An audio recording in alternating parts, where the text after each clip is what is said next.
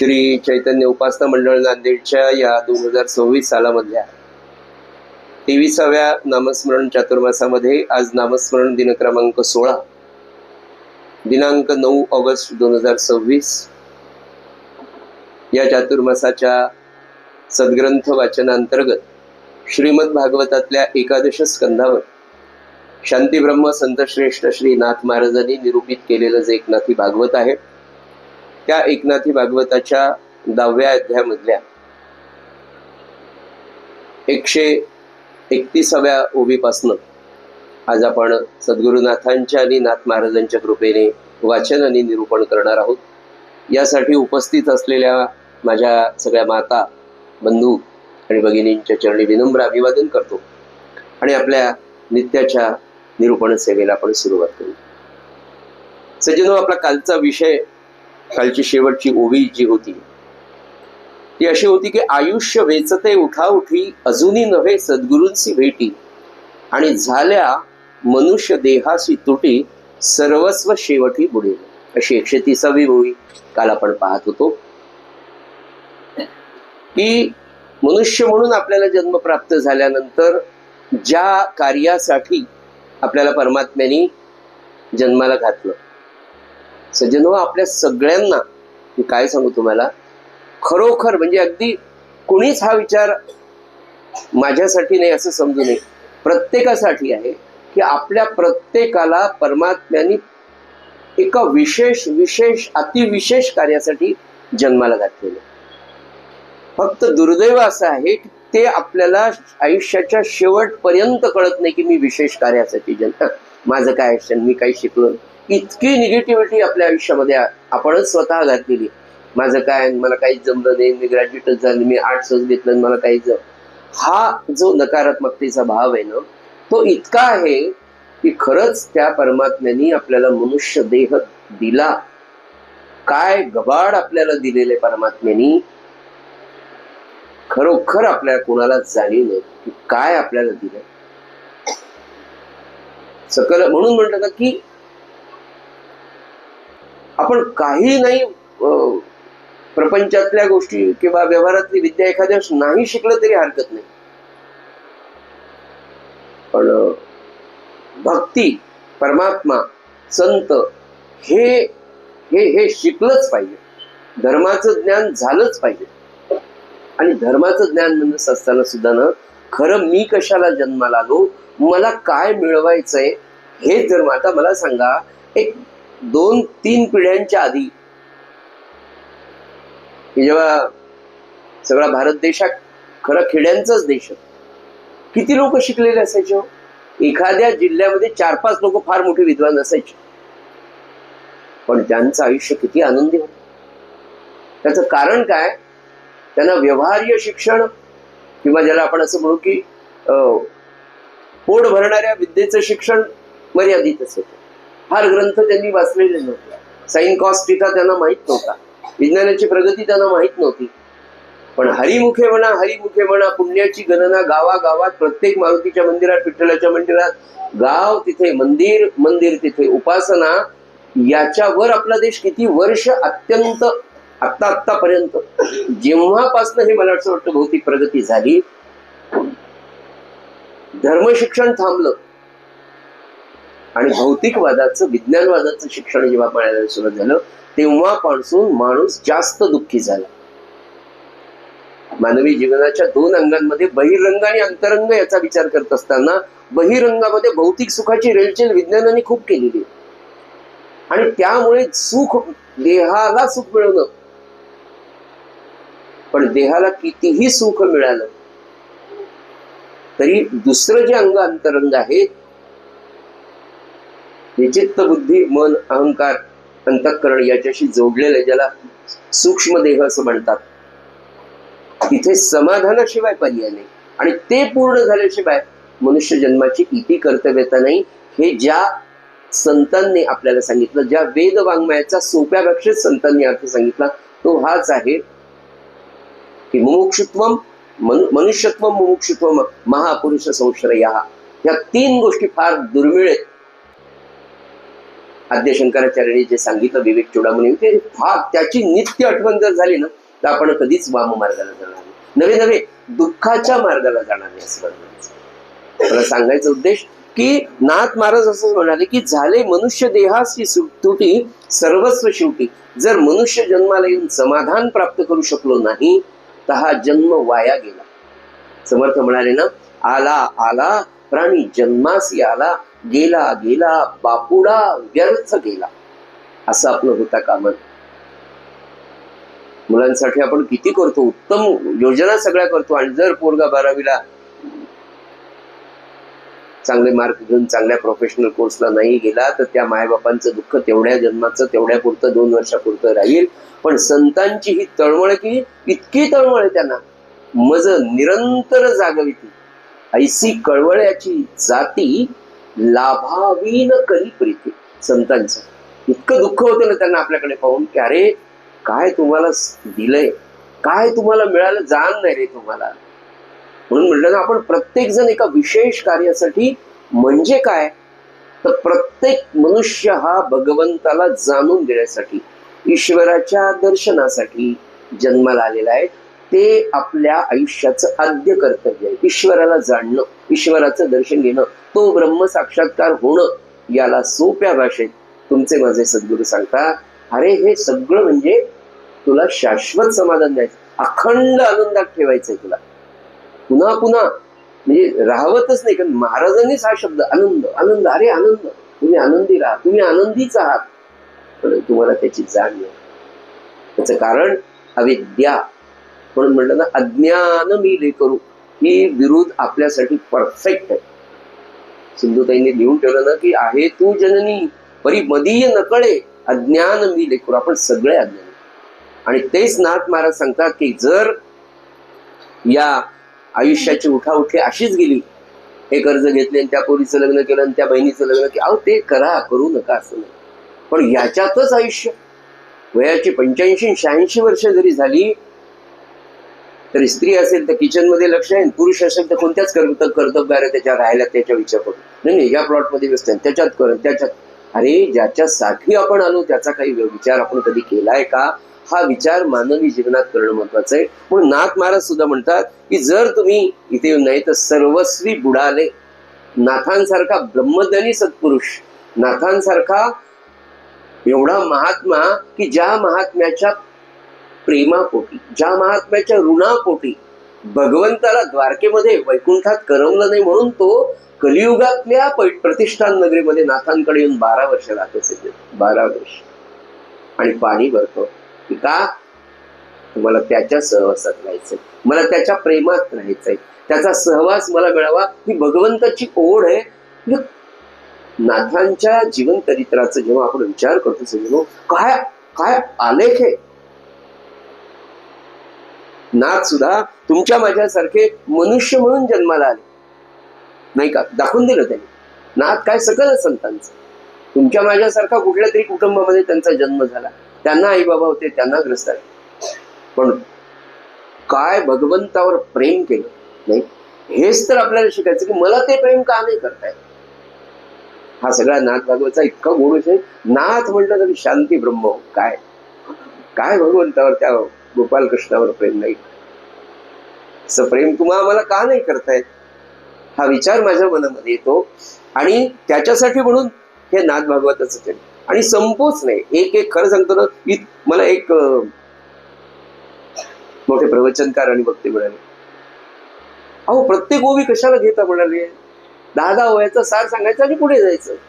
मी म्हटलं मी काही त्याचे पैसे घेत नाही आणि मला काही संपवायचं नाही. म्हटलं नाही, प्रत्येक ओळीचा एवढा डिटेल म्हटलं नाही, आनंदासाठी करतोय.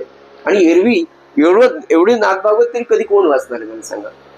मला वाचायला होतंय महाराजांच्या कृपेने, तर मला एवढंच वाटतं की जे खरोखर आहेत याच्यात इंटरेस्टेड, आनंद घेणारे त्यांना सांगा. आणि खरंच आहे ना, हे सगळं पाहताना सद्गुरूंचं चरित्र आठवलं. खरंच त्या मार्गाने गेलं आपल्याला हे जागं करण्यासाठी, कधीतरी ही जाग येणं. म्हणून म्हटलं तर हे सगळं पुन्हा आपल्या रामानंद बहुत आयु गेले राहिले अल्पसे की उर्वरित. आता जाऊ द्या, आतापर्यंत गेलं ना, जाऊ द्या, आज या क्षणाला म्हणून विशेष अभिनंदन आमच्या दिलीपदादा संतान आणि मिसेस अंजली संतांचं, की आज त्यांनी ओळखलं नाही अरे खूप वेळ झाला नाही, आज 13 कोटीचा संकल्प आज एकादशीला त्यांनी सोडलाच. ही खरी मोठी फिक्स डिपॉझिट आहे. आयुष्यातलं खरं डिपॉझिट जर काय असेल तर नामा इतकं खरं डिपॉझिट नाही, की जी करन्सी सगळीकडे चालणार आहे, इहलोकात आणि परलोकात. इहलोकात तुम्ही जोपर्यंत देहात आहे, जोपर्यंत प्रपंचाचे प्रश्न आहोत, ते म्हणाले ना, एवढं आश्वासन आहे त्यांचं, तुम्ही नामाची काळजी घ्या, नाम तुमची सगळी काळजी घेईल. आणि पुन्हा म्हणाले की प्रपंच आणि परमार्थ दोन्हीची जबाबदारी मी घेतलेलीच आहे. आणि असं असून जर आपण मनुष्य देहामध्ये जर चुकारपणा होत असेल तर ते मनात महाराज सुद्धा म्हणाले की तुमचं आयुष्य बुडालं. पुढे म्हणाले ऐकता, आता त्या भक्ताचा आपला विषय असा सुरू आहे की भगवंताचं सद्गुरूचं प्रेम निर्माण झाल्यानंतर त्या भक्ताची, त्या साधकाची काय अवस्था आहे हे नाथ महाराज सांगतात. आणि इतकं सुंदर डिटेलमध्ये ते का सांगू शकतात, कारण ते जगलेलंच आपल्याला सांगतात. त्यांनी जो अनुभव घेतला, वयाच्या 10व्या-12व्या वर्षी प्रतिष्ठान सारख्या नगरीतून एक पोरग एकनाथ नावाचं पोरग निघालंय देवगिरीकडे चाललंय.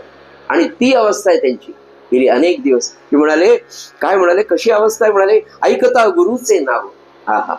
पुढे म्हणाले, मनापुढे घेत धाव, ते गोठीसेच देत देखेव, एवढी हाव जयाची. अहो काय सांगावं म्हणाले, एकदा त्या सद्गुरूंचं नुसतं नाव, की इथे एक सत्पुरुष आहे, कुणीतरी आहे आणि तो मला सद्गुरू म्हणून लाभेल का, हे त्याच्या मनात आलं तर त्या देहाच्या पुढे त्याचं मन धावतं, की पोचलाच तो, क्षणात पोचला.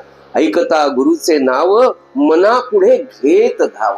अशी अवस्था संतांच्या जीवनात पाहायला मिळते आणि आपल्या तुमच्या माझ्यासारख्याच्या जीवनात होते बरं. पण काहीतरी त्याच्यासाठी अनेक सामान्य माणसांची चरित्र जेव्हा पाहतो, काहीतरी प्रापंचिक एखादा अपघात होतो आणि एकदम माणूस परमार्थाकडे, भगवंताकडे, त्याच्या अस्तित्वाकडे, त्या शक्तीकडे वळायला सुरुवात होते. आणि मग ते म्हणाले की एकदा ती सुरू झालं ना, ब्रह्मचैतन्य महाराज वयाच्या 10व्या वर्षी 1855 साली एका रात्री सकाळी 3:30 वाजताच निघाले घरातून. नाही, मला त्या गुरूंचा शोध घ्यायचा.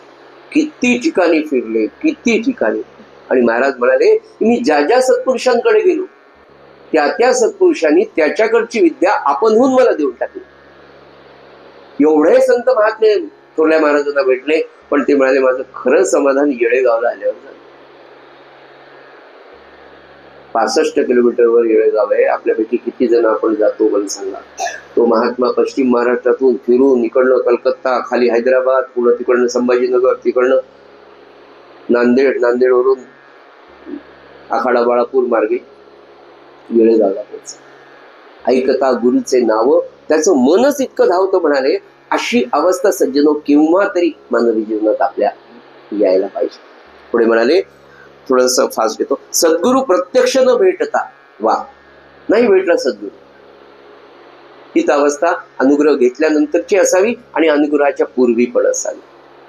पण विशेषतः अनुग्रह घेतल्यानंतर तर या अवस्थेमध्ये माणसांनी राहायलाच पाहिजे. पुढे म्हणाले, सद्गुरु प्रत्यक्ष न भेटता मनेची पूजा गुरुनाथा, परम आदरे पूजा करिता, प्रेम तत्वता न संटे. आहा, काय म्हणाले, नाही सद्गुरूंची भेट झाली, मनाने चिंतन कर, मनानेच त्यांची पूजा करतो, मानस पूजा. त्याचं जन्म मी म्हटलं ना तुम्हाला, मानस पूजा. महाराज म्हणाले ना की एखादा पत्रांनी संवाद साधणं, म्हणजे आपण जी षोडशोपचारे पंचोपचारी जी पूजा करतो ती करू नका असं नाही, करा, कारण त्यातूनच त्या मानस पूजेला मदत होणार आहे. पण मानस पूजा असं साधन आहे म्हणाले की नित्य तुमच्या सद्गुरूंच्या जवळ तुम्ही बसलेत, नवे त्यांच्याशी डायरेक्ट बोलणं म्हणजे मानस पूजा. आणि ही कोणीही करू शकतं. त्याच्यासाठी पात्रता एकच आहे की त्या करणाऱ्याला सद्गुरूंची पूजा मनापासून वाटली पाहिजे, आणि तेव्हा ती मानस पूजा फळाला येते. काही क्वालिफिकेशन नाही, एकच क्वालिफिकेशन, जो विषय पुढे येणार आहे ते म्हणजे उत्कंठ. जो विषय आपला सुरू आहे, तळमळ. महाराज म्हणाले ना, तळमळ हा परमार्थाचा प्राण आहे म्हणाले, आणि आपला प्राण आहे पैसा. महाराजांचा प्राण आहे नाम, परमार्थाचा प्राण आहे तळमळ. आपला प्राण काय आहे, टिंब टिंब टिंब कोणती जागा, प्रतिष्ठा, पैसा, मान सन्मान काय असेल, या इथून मला तिथपर्यंत जायचं की माझी ती तळमळ वाढली पाहिजे. आणि त्या मानस पूजेचं वैशिष्ट्य ते म्हणाले, इतक्या परम आदराने तो मनाने पूजा करतो म्हणाले की त्याचं हृदय त्या सद्गुरूंच्या प्रेमाने ओसंडून वाहतं, मावत नाही त्याच्या हृदयात ते प्रेम. असं होतं का? आता खरं सांगू का, ज्यांची ज्यांची मानस पूजा रंगते, हा अनुभूतीचा विषय, हा सांगण्याचा विषय एका मर्यादेपर्यंत आहे. कारण सांगितल्याशिवाय, शब्दाशिवाय ज्ञान कसं कळणार त्याची अनुभूती. पण हे सगळं सांगितल्यावर जेव्हा मनापासून तुम्ही भगवंताची एक 5 मिनिट आपल्या सद्गुरूंची पूजा करा मनापासून, एक तुमच्या रिकामा वेळ, सकाळी 5ला असेल 5ला, तुम्ही 5:45ला उठता का? उद्यापासून 5:30ला उठा आणि एक 15 मिनिटं उठल्या उठ्या आपल्या सद्गुरूंची मनापासून पूजा करा. आणि ती पूजा करताना ते आपल्या समोर बसलेले, आपल्या घरी ते आहेत, नवे नवे मी त्यांच्या घरात राहतोय. आणि मग मनामध्ये तुम्हाला सगळं करता येतं. आज तुम्हाला मोगऱ्याची फुलं नाही आहेत, मानस पूजेत काय हो, किती आनंद. पाहिजे तो हार, पाहिजे त्या साईजचा, पाहिजे त्या रंगाचा, पाहिजे ती वस्त्र. आज आम्हाला असं वाटतं की नाही, आज आंबा कलरचं सिल्कचं वस्त्र 16 महाराजांना द्यायचं, पण परिस्थिती तर नाही. पण मनाने जेव्हा तुम्ही अर्पण करताना ते 100% नवे नवे 1000% महाराज नेसतात, त्याची प्रचिती तुम्हाला आहे. सज्जनो, मानस पूजा म्हणजे काय? मनाचं उदात्तीकरण आहे, सब्लिमेशन ऑफ इमोशन्स असं त्याला सायकोलॉजीमध्ये म्हणलं जातं, की मनाचं उदात्तीकरण आहे. आणि तसं मन विशाल जर तुम्ही रोज करत गेलात ना, म्हणजे सवय आपल्याला मनापासूनच करावं लागते. महाराज काय म्हणाले, तुमचं अंतःकरण, तुमची बुद्धी अकुंचित आहे, ती विशाल एकदम होणार नाही. आधी मानस पूजेत दान करायला सुरुवात करा, म्हणजे मग 100 रुपयाची पावती फाडायची इच्छा सगुणात होईल. मला खरंच आहे बरं, वृत्तीला सवय, वृत्ती म्हणजे स्वभाव, त्याला सवय लावावी लागते. समर्थांचं जे रोज मागणं, भिक्षा मागणं होतं, ते कशासाठी? की या झोपलेल्या समाजाला दानाची सवय आणि धर्म जागृतीची सवय लागली पाहिजे. आणि म्हणून समर्थ त्या चाफळच्या राम मंदिराचा रामनवमीचा उत्सव होता, दुष्काळ पडलेला होता, आर्थिक विवंचना खूप होते. समर्थांकडे शिष्य गेले, 2 दिवसावर उत्सव आलेला होता चाफळचा. आणि समर्थाला म्हणजे, समर्था, रामनवमीचा उत्सव तोंडावर आला आणि आपल्याकडे काहीच नाही, अशी परिस्थिती आहे, काय करावं? समर्थ म्हणाले, थांब. समर्थ रामाची प्रार्थना करून बसले. त्यांना रामाच्या प्रार्थनेची गरज काय, तेच राम होते. एका बैठकीत 205 श्लोक लिहिले. प्रभाते मनी राम चिंतित जावा इथपासून 205 श्लोक झालेच. लेखनी कल्याणाने खाली ठेवली. म्हणाले, हे श्लोक घ्या, उत्तम पद्धतीचं नियोजन, एका एका मंत्राच्या बरोबर 10-10 रामदासी वेगवेगळ्या गावांमध्ये प्रत्येकाला श्लोक दिले. प्रत्येकाने गावागावात जायचं, दारासमोर जायचं, मागायचं काहीच नाही, फक्त भिक्षेसाठी म्हणून श्लोक परत म्हणा. त्या 205 मनाच्या श्लोकांमधून समाजाला तर बोध दिलाच, मनाला कुरवाळून सांगितलं, तू खूप छान आहेस, खूप छान. मना सज्जना, सगळ्यात जर काही बिलिंदर असेल तर मनो मर्कटो असं त्यांनी भगवद्गीतेमध्ये म्हणलं. सगळ्यात आता बोलता येत नाही तसं ते मन, पण त्या समर्थाने किती छान बोलणार. मना सज्जना ते भक्ती म्हणते सिजावे, तरी श्री हरी पावी जेतो, काय कुरवाळ. आणि सज्जन तेच, हे मनाला सवय लावण्याचा अभ्यास. उत्तम मानसशास्त्राचं सगळं जर काही असेल तर त्या मनाच्या श्लोकांमध्ये. आणि तिथून त्या मनाच्या श्लोकांपासून सवय झाली, मग तो उत्सव झाला वगैरे. पण सांगायचा मुद्दा हा की ती भगवंत, त्या सद्गुरूंप्रतीची जी निष्ठा आहे, सद्गुरूंप्रतीचं जे प्रेम आहे, तर ते म्हणाले तो असा मनाने इतका सुंदर. आणि म्हणून म्हटलं की ती मानस पूजा आपण रोज थोडी तरी 5 मिनिटापासून सुरुवात करा. पहिल्या दिवशी म्हणजे अगदी ऑब्स्टॅकल्स पासून मी तुम्हाला सांगतो. मला डॉक्टर कालेकर एकदा सांगत होते की काही वेळेला त्या अँजिओप्लास्टी करताना इतक्या प्रकारचे ऑब्स्टॅकल्स येतात मला, की आम्ही ते सगळे ग्रंथ म्हणजे वेगवेगळ्या ग्रंथातले सगळे ऑब्स्टॅकल पाहिले, तर एका माणसामध्ये सगळे ऑब्स्टॅकल निघाले म्हणाले अँजिओग्राफी करताना. बरोबर आहे डॉक्टर माझं, तुम्ही सांगितलेलं एका माणसाची ही करताना 4 तास लागले म्हणे. बरं म्हणजे डॉक्टर कार्लेकर 10-15 मिनिटात अँजिओप्लास्टी करतात. एकाने तुम्हाला सांगितलं, म्हणजे चांगल्या आमच्या प्रोफेसरनी सांगितलं, कार्लेकरांची अँजिओप्लास्टी, मला ऍडव्हर्टाईजने एक विषय निघाला म्हणून सांगतो की कार्लेकर म्हणजे बायका जितक्या सहजतेने कोथिंबीर निवडतात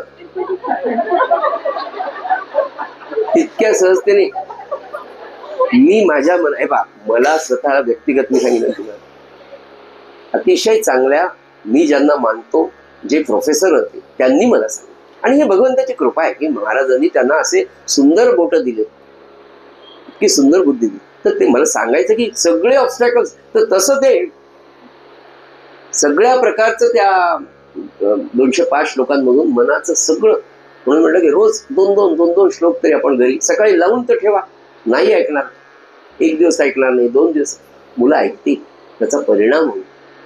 तेच आपल्याला साधण्यासाठी ते म्हणाले की प्रत्यक्ष न भेटता मनेची पूजा गुरुनाथा, परम आदरे पूजा करता प्रेम तत्वता न सांडे. हृदय भरून आलेलं आहे सज्जनो. असं सकाळी सकाळी जर मानस पूजा झाली, सद्गुरूंच्या चरणावर मस्त छान मोगऱ्याची फुलं पडवायली, महाराजांचे सुंदर चरण कमल दिसत आहेत, मग त्या सुंदर चरण कमल दिसण्यासाठी आपल्या घरचं सद्गुरूंचं अधिष्ठान सुद्धा सुंदर पाहिजे, नाही का? आपण आपल्या मुलाला कसं छान नटवतो, त्याला तर काहीच कळत नसतं, त्याला ते इंटरेस्टही नसतो, पण आई वेगवेगळे कपडे हे ते शंख करतं तरी घालते ते चांगलं दिसावं. तसं आपल्याकडचं ज्या अधिष्ठानाला आपण आयुष्यभर पाहणार आहोत, ज्याची मूर्ती माझ्या अंतःकरणात राहिली पाहिजे, अखंड अनुसंधान राहण्यासाठी सद्गुरूंचे चरणकमल आपल्या हृदयामध्ये स्थिर पाहिजे. आणि ते स्थिर राहण्यासाठी ते नित्य दिसले पाहिजे, आणि ते नित्य दिसण्यासाठी अधिष्ठान सुंदर पाहिजे. म्हणून आपल्या घरातली प्रत्येक देवघरातली वस्तू असं पण महाराज first priority gives to that. आपली पहिली प्रायोरिटी आपले सद्गुरू, आपलं कुलदैवत, आपली धर्मचरणाची, मग बाकी होत राहील. आणि तुम्ही ते जर करत गेला ना तर बाकीच्या गोष्टी तर फ्रीच मिळतात. हो, एकावर 2 फ्री कसे मिळतात, शर्ट्स तसे. प्रपंच काहीच नाही होते म्हणाले. ते चॉकलेट तर मी तुम्हाला देणारच आहे. खरं चॉकलेट त्यांना आपल्याला शाश्वत समाधानाचं जायचं. आणि ते म्हणाले की असं त्या शिष्याचं प्रेम आपल्या सद्गुरूंवर आहे. पुढे म्हणाले, सद्गुरू भेटावया कारणे हिंडे तीर्थे तपोवने, गुरु न विसंबे मने नित्य विधाने आचरता.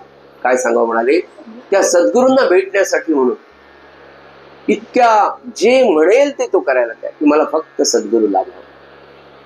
किती किती फिरले हो. रामानंद महाराजांचं वय 11.5-12 वर्षाचं. 9व्या वर्षी वडील गेले, 10व्या वर्षी आई गेली. 2 महिने तुकाराम महाराजांकडे अंमळनेर राहिले, 2 महिने. आणि मग तिथून जे प्रवासाला निघाले, गायत्रीचं अनुष्ठान काशीला केले. तिथे संदेश मिळाला, आज्ञा मिळाली समर्थांची गोदावरीच्या काठावर जा. काशी कुठे आणि मराठवाड्यातली गोदावरी कुठे. तिथून हा 12 वर्षांचा मुलगा एकटा निघतोय. काय तळमळ, असा आपण विचार करा. काय पॅशन सद्गुरू भेटीचं, ना आपलं काय पॅशन. अंबादास महाराजांकडे येतात, तिथे 9 महिने त्यांच्या सेवेत केले. हेच माझे सद्गुरू आहेत का? त्यांचीच पूजा करत राहिले, त्यांच्या सेवेतच राहिले. अंबादास महाराज सुद्धा फार मोठे अधिकारी होते. समर्थांच्या शिष्यामध्ये, समर्थ देहात असताना एक भोलारामासारखे एक शिष्य होते, त्यांच्या वंशातले हे अंबादास महाराज होते. ब्रह्मचारी होते, ही ब्रह्मचर्याचीच गादी होती. समर्थांसारखं ज्यांचं वर्तन होतं, त्यांच्याच सेवेत राहिले. आणि एक दिवस दास नवमीला त्यांनी रामदासी दीक्षा दिली आणि म्हणाले, मी तुला फक्त दीक्षा दिली, तुझे मोक्ष गुरु गोंदवलेला आहे, ते तुला भेटणार नाही, तू आधी आनंद सागरांकडे जा. तळमळ काय बघा, तळमळ. तुला सांगायचं काय की सद्गुरू भेटाव्या कारणे हिंडे तीर्थे तपोवने. कोणताही सत्पुरुषाचं थोरले महाराज किती फिरले हो, किती फिरले. वय पुन्हा तेच 10, 11, 12.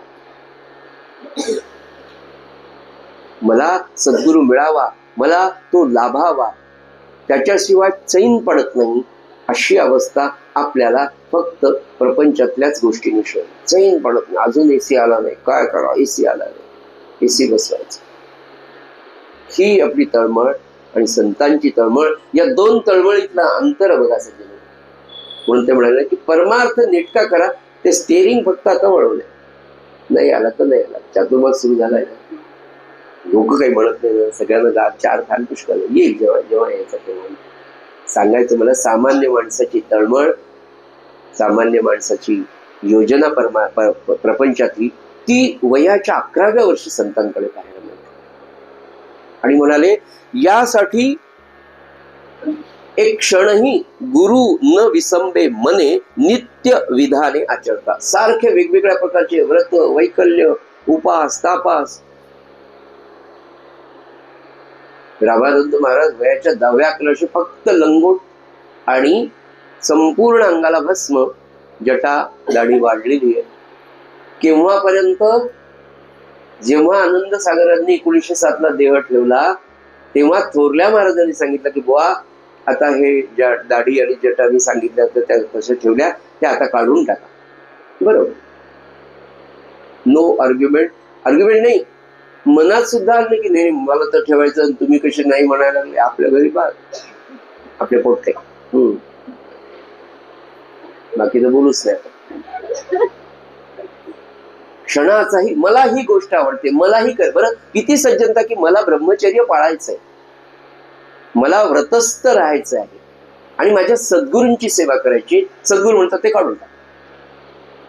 स्वतःची इच्छा सद्गुरूंच्या इच्छेत मिसळून टाकणं हे संतांच्या जीवनातलं जे मुख्य लक्षण आहे, ते हळूहळू आपल्याला जर अंगीकारता आलं सज्जन प्रपंचामध्ये ना, तो इतका आनंदी प्रपंच नव्हे, सगळं जीवनच आनंदी होणार. म्हणून ही सगळी कथा इतक्या बरं. आणि ही सगळी अवस्था नाथ उपभोगतायत, नाथ स्वतः गेलेले या सगळ्या अवस्थेतून. पुढे म्हणाले सद्गुरु प्राप्तीची या काजा, लहान थोरांची करी पूजा, आत्यादरे मानी द्विजा, गुरु मज माझा भेटावा. काय सांगू म्हणाले, तो काय करतो म्हणाले तो शिष्य की ज्याला गुरुचा सद्गुरूंची ओढ लागली, तो म्हणाले सद्गुरूच्या प्राप्तीसाठी लहान थोरांची पूजा करतो, ब्राह्मणांना दक्षिणा देतो, ब्राह्मणांची पूजा करतो, आशीर्वाद मागतो प्रत्येकाकडे मला मिळू द्या. आपलं फक्त असं केव्हा होतं, परीक्षा दिल्यावर रिझल्ट लागायच्या आधी कोणताही बाब नमस्कार देवा आम्हाला पास कर. आपली ही अवस्था 9वी 10वी पासून आज तागायत. फक्त देहाने वाढलो आणि मृत्यू झाला नाही म्हणून वय वाढलं, बाकी आपलं क्वालिफिकेशन काहीच नाही. अवस्था तीच आहे. महाराज हिचं लग्न होईल, मग मी सुटलो, काय जे लागते लाईन, पहिलं दुसरं तिसरं बाळांता काहीच नाही. हा उठला होता आणि तो झोपला होता, जपाला वेळच मिळाला नाही. काय करा, फार कठीण, फार कठीण. म्हणून म्हटलं ना की आशामध्ये सुद्धा मी म्हणजे काही स्त्रिया अशा परिस्थितीत सुद्धा आपलं नाम आपलं साधन सोडत नाही बरं. म्हणून म्हटलं ते महाराजांनी फार सुंदर सांगितलं की परमार्थ हा एकट्याशी खेळायचा खेळ. मस्त एकट्याशी खेळायचा. आज तुमच्या काय चालू कोण येऊन पाहणार आहे. तुम्ही ओटा पुसताय, किचन ओटा, नाम घेताना पुसलं. आता काय करायचं, मग त्या कशाला बोलल्या आणि मी तर त्यांना म्हटलेच होते, आणि त्याने कशाला नंदनबाईंनी अशी साडी घ्यायची. हा विचार कशा किचन ओटा पुसताना येतो की नाही मला सांगा. तुम्हाला कसं काय अनुभव माहिती आहे बाबा, काय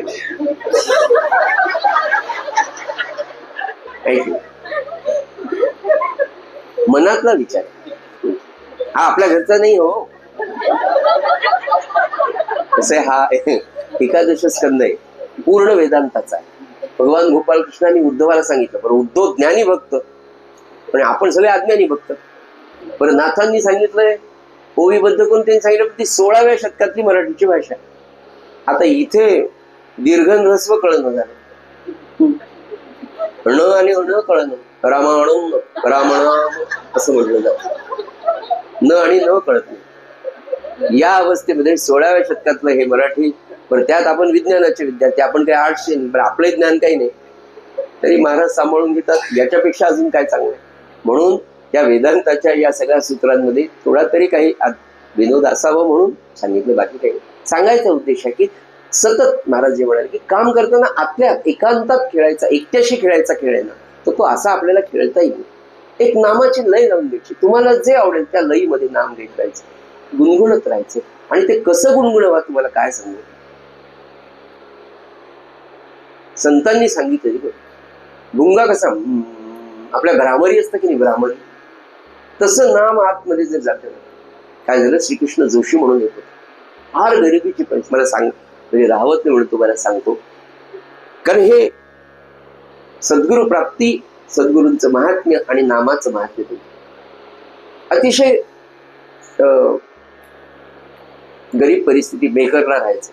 साखरखेड्यापासून खेड्यामध्ये होते, काहीतरी शेती भीती विकली, काहीतरी आलं, तिथे राहायला आले. परिस्थिती अतिशय गरिबीची. आणि तिथे कळालं बघ, कोणतरी एक संत आहेत, प्रल्हाद महाराज नावाचे, ते मेकरच्या बालाजी मंदिरात येतात. म्हणून ते दोघं नवरा बायको तिथे गेले, नमस्कार केला वगैरे, पाहिलं, दुरून पाहिलं महाराजांना वगैरे. दुसऱ्या दिवशी गेले, महाराज म्हणाले, महाराज आम्ही असं ऐकलं की संतांचा अनुग्रह घेतला की प्रपंच चांगला होतो, दुःख कमी होतात वगैरे. महाराज म्हणाले, हो, रामराय सगळं चांगलं करील बरे, म्हणाले, नाम घेत जावं. महाराजांनी अनुग्रह दिला. म्हणाले, स्नान झाल्याबरोबर पटकन पहिल्यांदा एक माळ करायची, दिवसभर जास्तीत जास्त नामामध्ये राहायचा प्रयत्न करायचा, कमीत कमी दिवसाखेरपर्यंत 13 माळा कराव्या, सगळं काम हाताने प्रपंचाचं काम करावं, मुखाने नाम घ्यावं वगैरे सगळं सांगितलं. दोघांनी जग सुरू केला वगैरे. एक 6 महिन्यांनी पुन्हा महाराज आले. परिस्थितीमध्ये यांच्या काही बदल झालेला नव्हता आर्थिक दृष्ट्या. तर काय करावं म्हणे, शेवटी सद्गुरूला जाऊन सांगणार. पुन्हा बसले महाराजांकडे, खूप मंडळी बसली, महाराजांच्याशी बोलायला नंबरच लागले. सगळे जाऊस तर बिचारे कोपऱ्यात बसले. 2-3 तासानंतर महाराज एकटेच दिसले. पटकन हळूच पुढे गेले. महाराजांचे लक्षच होतं, महाराजही थांबलेच नाही. सगळे गेल्याशिवाय हे हा जीव आपल्याला उद्धारता येणार नाही, हे जाण महाराजांकडे. महाराज तुम्ही सांगितल्याप्रमाणे पण परिस्थितीमध्ये काहीच फरक पडला नाही, असं नाही तसं. कसं आता नाम तर मी रोज घेतो म्हणले, पण काही बरं. महाराज म्हणे, असं करा, महाराजांच्या जवळ पितळेचा तांब्या होता, त्याच्यात होतं पाणी. महाराज म्हणले, हे पाणी टाकून या, रिकामा तांब्या घेऊन या. आणि येताना म्हणले, येताना एक खडा घेऊन या, असा मोठा. बरं. महाराज म्हणले, तिथे दूर ठेवा म्हणले खडा, तो तांब्या. तुमच्या हातात खडा आहे ना, त्या तांब्याला मारा म्हणाले, जोर मारला. आवाज झाला, पातेल्याचा कसा आवाज होतो खडा मारला तसा. 2-3-4 सेकंदपर्यंत आवाज होतो. महाराज म्हणाले, या घटाला मारल्यावर याच्यातून कशी स्पंदन निर्माण झाली, आवाज निर्माण, कंपन निर्माण झालीच ना म्हणाले, तसं या देहातून नामाची कंपन बाहेर पडली पाहिजे. असं जेव्हा नाम घ्याल म्हणाले, तेव्हा परिस्थिती सुधारायला वेळ लागला. पुन्हा 3 महिन्यांनी जेव्हा श्रीकृष्ण जोशी विनायकराव मामांना भेटले, तेव्हा ते डोळ्यामध्ये अश्रू आणून सांगत, त्या दिवशीपासून या देहात सद्गुरूंच्या कृपेने जे नाम सुरू झालं आणि त्यांनी जे प्राप्त झालंय म्हणाले, मुलगा, पैसा हे तर खूप मिळालं, म्हणजे ते सांगायचंच नाही. त्याच्या पुढचं समाधान महाराजांनी जे दिलं म्हणाले, ते मी शब्दात नाही सांगू. सज्जनो, त्या क्वालिटीचं, त्या गुणवत्तेचं नाम मला घेता येतं का, हा आपल्या सगळ्यांच्या तळमळीचा विषय असावा, आणि तो मला वाटतं आहे. हे नाम घेतल्यानंतर असं सद्गुरूंचं प्रेम निर्माण होईल. आपल्याला तर सद्गुरू प्राप्त झालेलेच आहेत, पण त्या सद्गुरूंच्या जवळ त्यांना आवडण्यासारखं आपण काय करतो. महाराजांचं हे वाक्य आहे ना, सगळ्या जगाने जरी तुम्हाला टाकलं तरी मी टाकणार नाही, ही त्यांची दया आहे, ही त्यांची कृपा आहे. हो, ते धर्मपुरीकर मामा नेहमी सांगायचे, अपात्रावर दाखवलेली दया म्हणजे कृपा, असं ते नेहमी म्हणायचं. तशी कृपा आहे, पण आपण त्या दयेने किती दिवस राहायचं. आपणही त्यांना, अरे हा माझा आहे, हा वेडा जरी असला तरी हा माझा वेडा आहे, नाही का. गोंदवलेला महाराज कोच्यावर बसायचे, सगळ्या स्थलातले लोक असायचे. त्या काळचे इंजिनियर म्हणा, जजेस म्हणा, काय मोठमोठी सगळी मंडळी महाराजांच्या दर्शनाला यायची, महाराजांचं ऐकायची. त्या राम मंदिरामध्ये कोपऱ्यामध्ये एक माणूस नेहमी बसलेला असायचा, कळकट्ट कपडे घातलेले, असा तो असायचा. मध्ये शिंका द्यायचा, खोकलायचा वगैरे वगैरे. बाकीचे लोक विद्वान सोफॅस्टिकेटेड चांगले कपडे त्याच्याकडे पाहायचे, काय. एक दिवस तो असा बसलेला होता, महाराज सगळ्यांशी संवाद साधत होते, आणि त्याला 3-4 वेळा मोठ्याने शिंका आल्या आणि त्याच्या नाकातनं हे बाहेर आलं. तो लोक त्याच्याकडे असे पाहू लागले, अरे अरे. तर महाराज त्याला काय म्हणाले, अरे गंगेमध्ये इतक्यावर स्नान करत जाऊ नकोस रोज, थंडीचे दिवस आहेत. आता लोक अजूनच त्याच्याकडे हे इतकं गळकट मळकट आणि हे तर स्नान केलेलं दिसत नाही. महाराज तर म्हणाले याला गंगेत स्नान करत जाऊ नको. त्याच्यात माझ्यासारखा विद्वान पुन्हा होत असतो. महाराज हे तर असं दिसायला तुम्ही कश काय म्हणायला लागले म्हणजे त्याला गंगेत.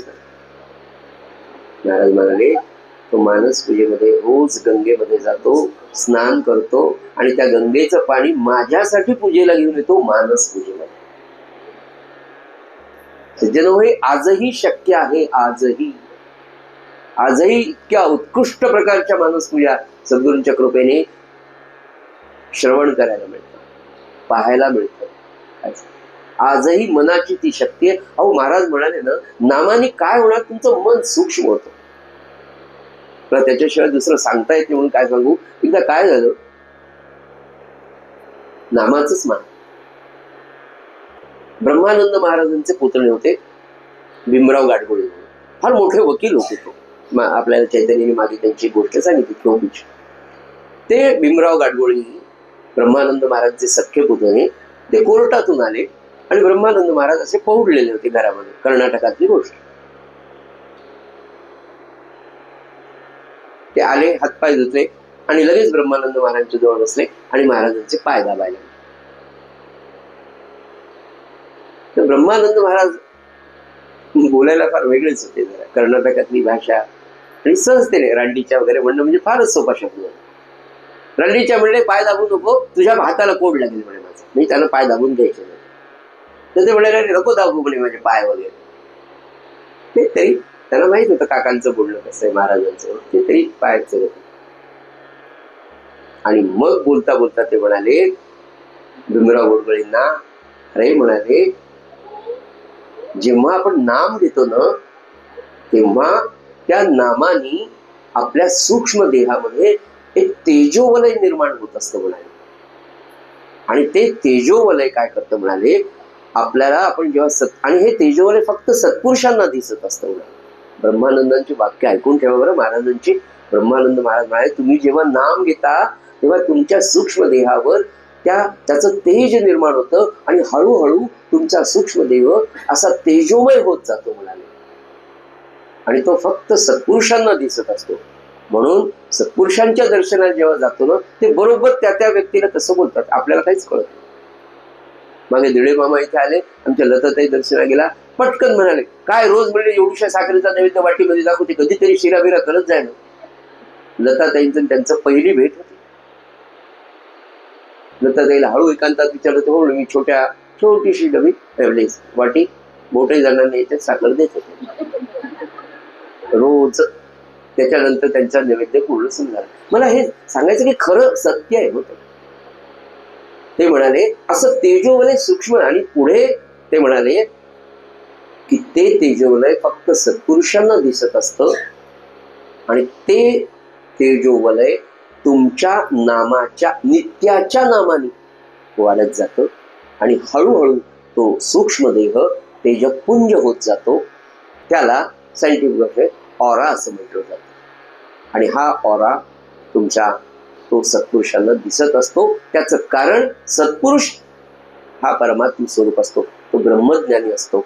त्याला सूक्ष्म देहाचं म्हणून महाराज म्हणाले ना की गोंदवल्यामध्ये मी रात्री जी हे घेऊन फिरतो म्हणाले, झोपलेल्या लोकांना पाहतो की आता हा झोपलाय, आता याचा वासना देह, याचा सूक्ष्म देह कुठे अडकलाय, हा कुठे अडकलेला आहे प्रगतीने.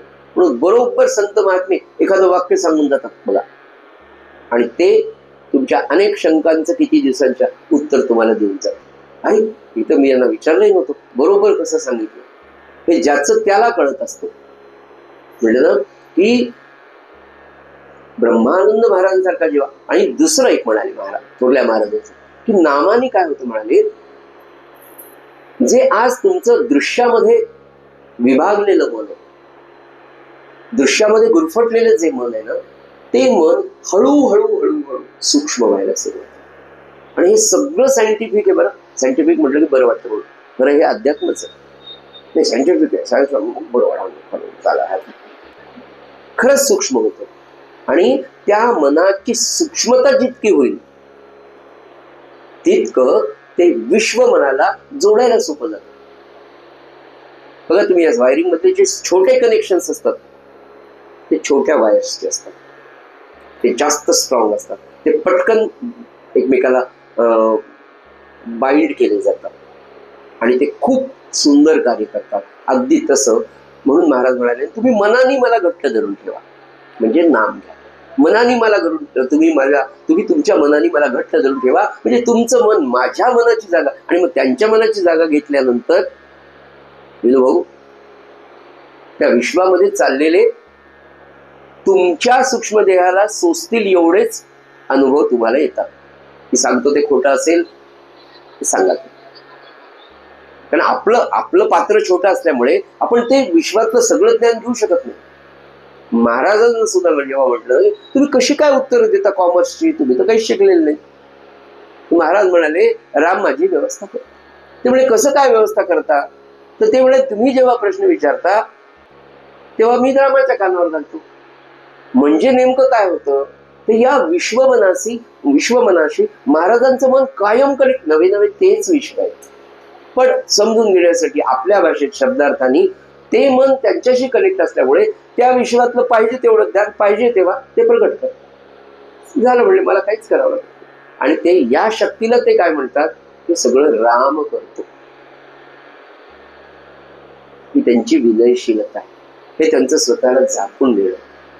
पूर्ण आपल्या संप्रदायातल्या सत्पुरुषांच्या विषयी सांगत असताना प्रसिद्धी, परंगुप्ता, लीनता, विनयशीलता हा सगळ्यात मोठा आहे आणि तो अंगीकारण्याचा प्रयत्न सज्जनो आपल्याला करायचा. पुढे म्हणाले की तो सद्गुरु प्राप्तीसाठी ब्राह्मणांची पूजा करतो, दक्षिणा देतो, आणि का तर गुरु माझा भेटावा. पुढे म्हणाले अस्वलीच्या परी गुरुनामाचा जप करी, गुरु वाचोनी निरंतरी चिंता न करी अनाची. नाथ महाराज म्हणाले तो अस्वल असतो ना, कसं गुरु गुरु गुरु गुरु. नरसिंह जेव्हा प्रगट झाला की नाही, नरसिंह अवतारामध्ये प्रल्हादाला त्रास झाला तो वगैरे, ती कथा आपल्या भागवतामध्ये फार आहे. एका भागवताने फार सुंदर आहे. तो जो नरसिंह गुरु गुरु करत होता तो गुरु गुरु म्हणत होता. म्हणाले गुरु गुरु गुरु गुरु. अस्वल जसं गुरु गुरु करताना म्हणाले त्या अस्वलासारखा हा भक्त कायम सद्गुरु गुरु गुरु गुरु असा ध्यास सज्जन लागणं. नाथ महाराज म्हणाले त्याची अवस्था अशी होती. आणि एकदा असा तो गुरु गुरुचं नाव घेत करू लागला. म्हणाले की तुम्हाला काय सांगू, म्हणाले की निरंतर असा जप गुरुचा सारखा तो करत राहतो. सज्जनो असं अनुसंधान, अशी ओढ तुम्हा आम्हाला लागावी, नाथांना नकर नव्हे सकल संतांना, आपल्या सद्गुरूंना. शेवटची ओळी घेतो आणि थांबतो. पुढे म्हणाले त्याची अवस्था इतकी आनंददायी असते.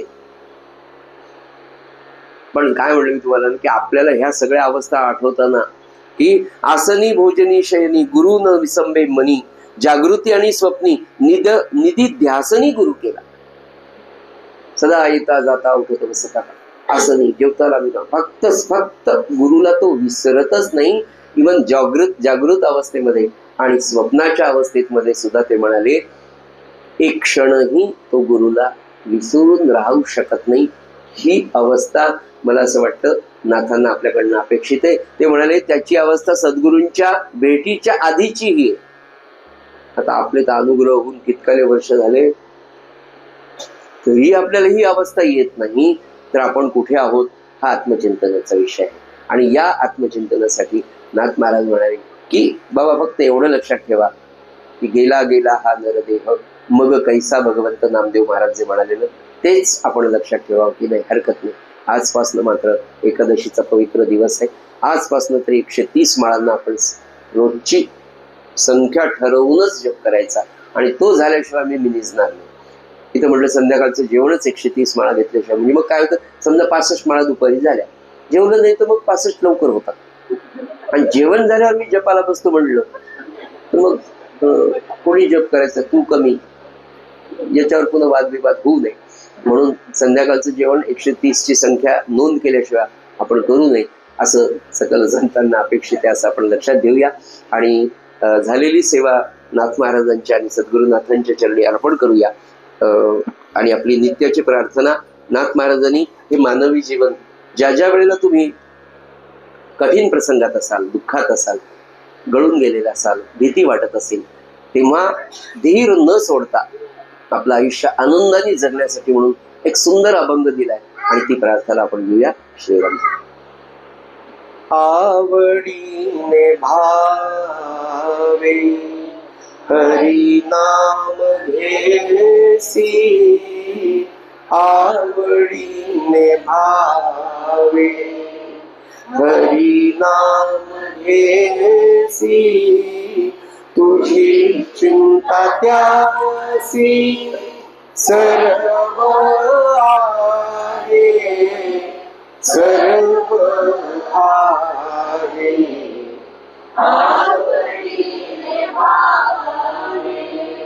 नको खेद करू कोणत्या गोष्टींचा,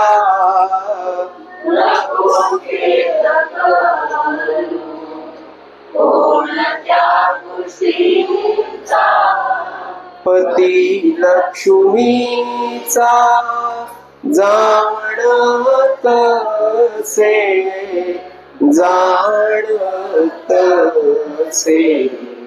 आवडीने भावे सकल जीवांचा, करीतो सांभाळ सकल जीवांचा, करीतो सांभाळ तुझ मोकळील ऐसे नाही, ऐसे नाही.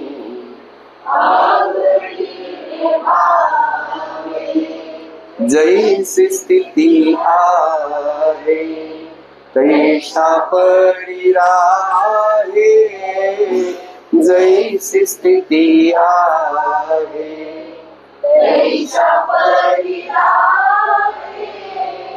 कौतुक पाहे संचिताचे,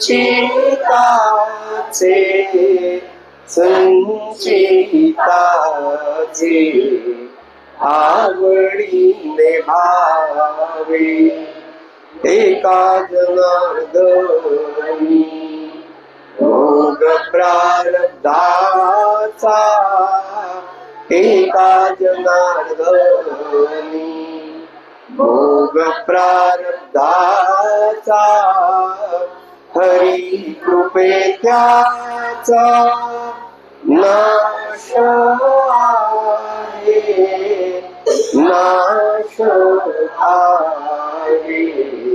आवडीने भावे हरी नाम घेसी, तुझी चिंता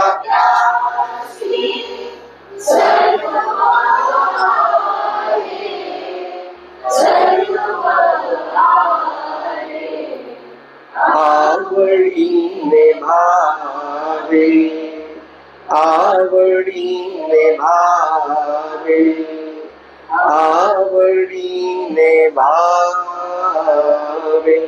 सद्गुरुनाथ महाराज की जय.